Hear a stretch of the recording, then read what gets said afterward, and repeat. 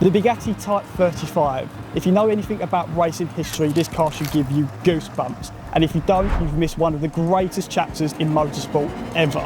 This car used to show up, embarrass everyone, take every trophy and go home. It won over 1,000 races when it used to compete. A true icon of the era. This car rewrote what a racing car could be. You have to understand, for the 1920s, this was an absolute spaceship. With the competition looking like it was built out of someone's dad's garage, this thing looks like it was sculpted by wind itself, and it drove like it too. This wasn't some engineering experiment just slapped together. The genius behind this, Ettore Bugatti, wasn't set on the ordinary, but to make a masterpiece in his own right. And coming from a family full of artists, he was definitely equipped to do so. The Bugatti Type 35 wasn't just there to get by, it was to lap and lap the competition without breaking a sweat.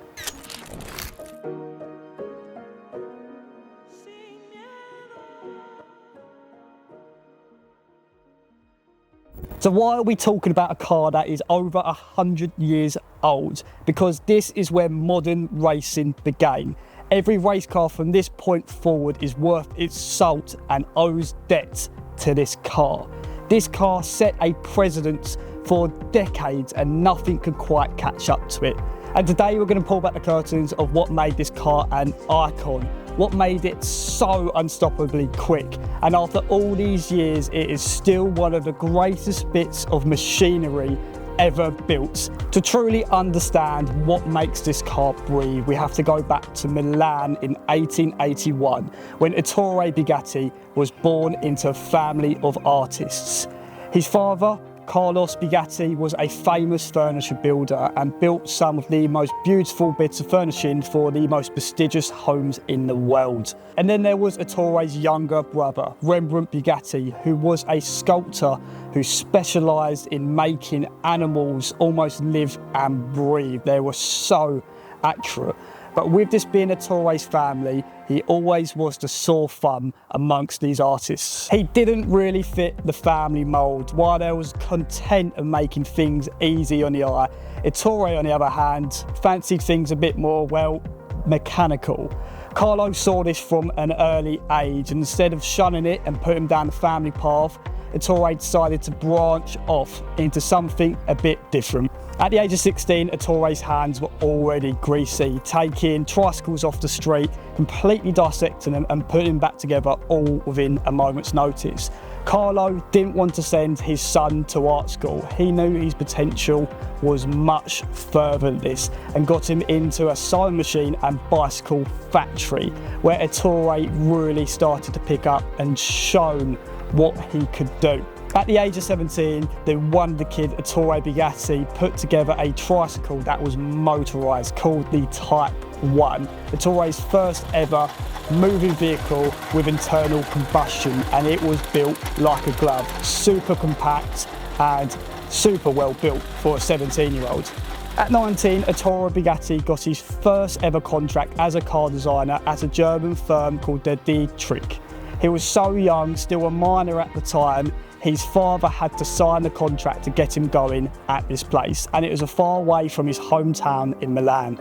From starting here, he was quickly building a reputation not only as a genius, but as a perfectionist, checking every part of the assembly line, making sure his cars were perfectly fitted. In 1903, when he was just 22 years old, Ettore wanted to show the world of what he could do, and entered the Paris-Madrid race with a car that none had seen anything alike before, with the driver and chassis ultra low down to the floor, nothing like the competition at the time. It was so ahead of its time, the actual organisers of the event said it couldn't compete and disqualified it just because how strange it looked compared to everything else. But he was a visionary. He saw what this meant for the future, and that is exactly what happened. This low down style took over racing, but just wasn't ready for Ettore's design just yet. Ettore wasn't discouraged from this. He was more so motivated to show everyone what Bugatti could do. And after many successful years at the Dietrich, he decided to set off on his own. Starting off from just a basement and himself, he wanted to build the most beautiful best cars on the road and racetrack that could ever be imaginable. And he'd done this with the Type 10. Ettore Bugatti didn't just sketch the cars and call it a day. He was obsessed with every single part that touched his car, even going as far as designing his own equipment and machinery to put together Bugattis. And the Type 10 showed exactly that. With its 1.4 litre, 4-cylinder engine, only weighing 365 kilograms, half the weight of anything else at the time. And this was just Bugatti getting started. Fuck. These cars weren't built for people our height now these days. They must have been a lot fucking smaller. Now, in 1909, Ettore Bugatti was convinced he could build a business around his race cars with the success of the Type 10. So packed his bags, went to a little town on the outskirts of France called Molsheim and started Automobiles Ettore Bugatti. He didn't care about luxury cars for the masses. Ettore Bugatti's bread was cut on the racetrack, and with his new fancy factory in Molsheim, he built the Type 13 Brescia. Where it got its name from was its maiden win at the Brescia racecourse. 399 more race wins down the line, Bugatti solidified its racing pedigree and started the fundamentals of what the business would turn out to be. Now all the accolades line up, the timeline makes sense. We do have context to unveil possibly the greatest bit of machinery all time. If you don't agree, it has statistically the most amount of race wins out of any car ever, being over 1,000. Some sources say 2,500, but I let this thing off lightly. The Bugatti Type 35.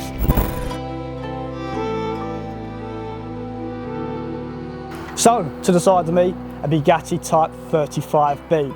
I must confess before we get into the details of this car that it is a per se replica, not an original, but good luck trying to tell the difference because they are identical from wheel to wheel.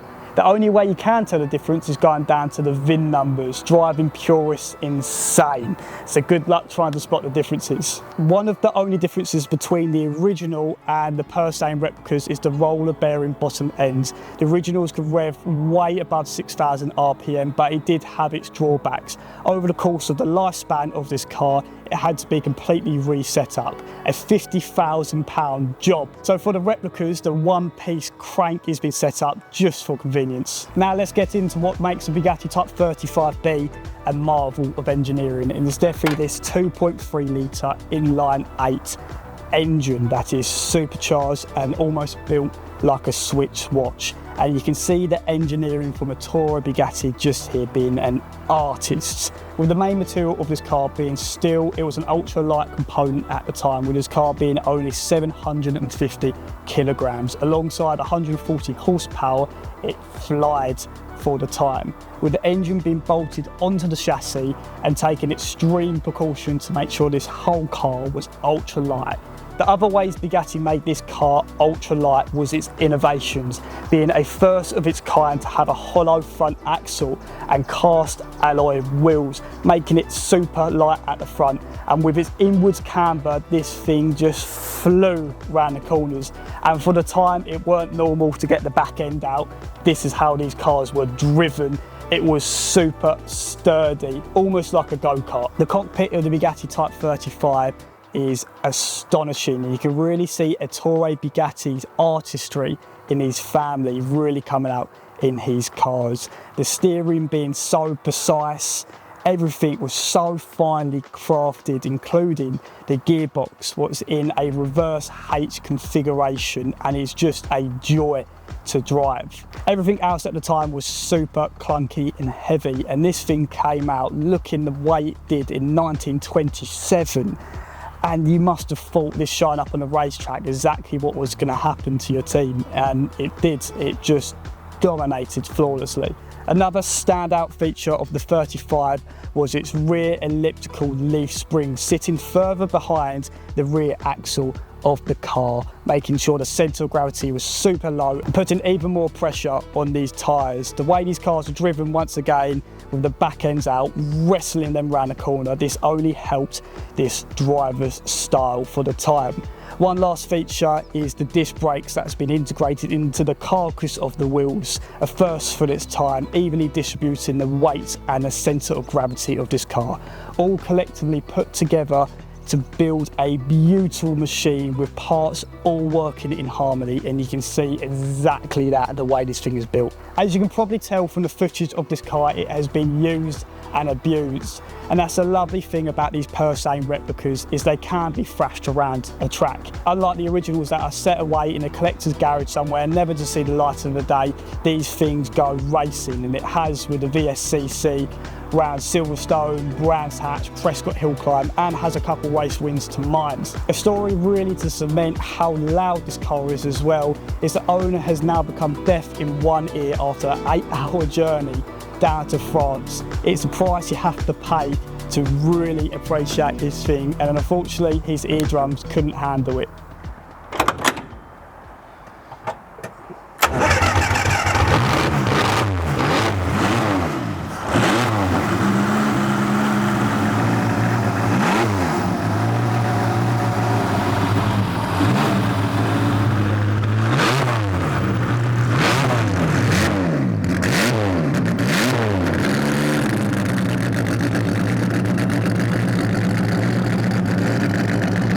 If that kind of mechanical savagery can do that to your senses, imagine what it could do on a racetrack.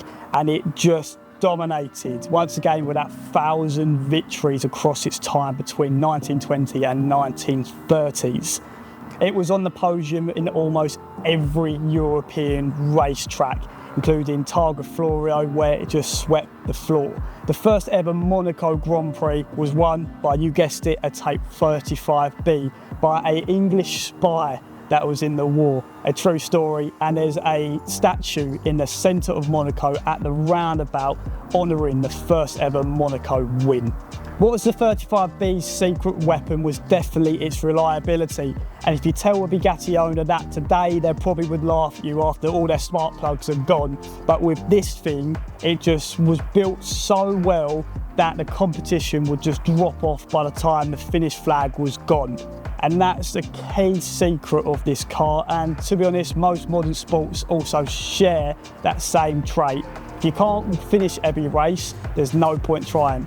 So by the early to mid 30s, the Bugatti Type 35 definitely cemented its racing pedigree. But as we all know in motorsport, all great things must come to an end. And the rise of competition made sure this car slowly stepped away from the front of the grid, bringing better and better versions. Bugatti combated this with a Type 51 with its twin overhead cams and hemispherical heads. It was breathing a lot better and did inch away from its competition. But the late 30s came, and the support of Auto Union, Mercedes, Alfa Romeo, these cars were built to race for countries, and the Bugatti just couldn't compete. The 59 was brought out as Bugatti's final racing era, but eventually the war broke out and put all things to an end. The war wasn't the only thing that stunted Bugatti's business. Ettore's son, Jean Bugatti, that was quintessentially the perfect son for Ettore, was set to run the Bugatti company, designing stuff like the 57 SC Atlantic, a beautiful aero-inspired car.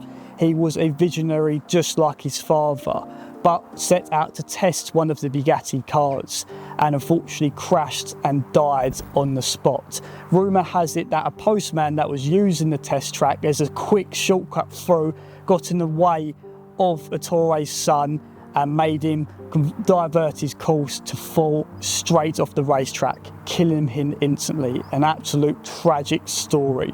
And it only gets worse with the war breaking out a few months down the line. Imagine how Ettore felt. Unfortunately, with Molsheim being on the border of Germany and France, it wasn't long until it was under Nazi occupancy. Ettore Bugatti refused to give the factory to the help for the German war efforts and fled to France alongside all his equipment, including the missing 57 Atlantic, never to be found to this day.